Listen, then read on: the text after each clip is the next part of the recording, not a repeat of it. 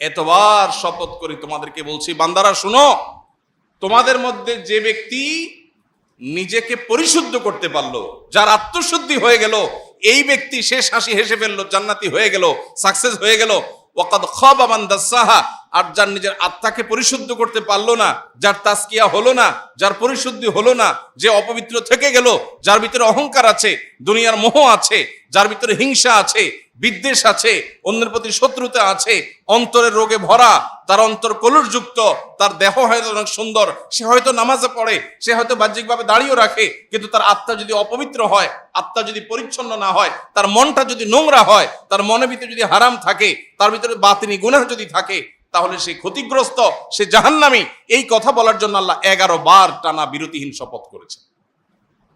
ভাইরা আমার, তাহলে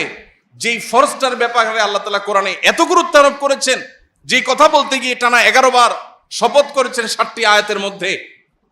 সেই বিষয়টা আমাদের কাছে সবচেয়ে অবহেলিত। আস-সুন্নাহ ফাউন্ডেশন, উম্মার স্বার্থে সুন্নাহর সাথে।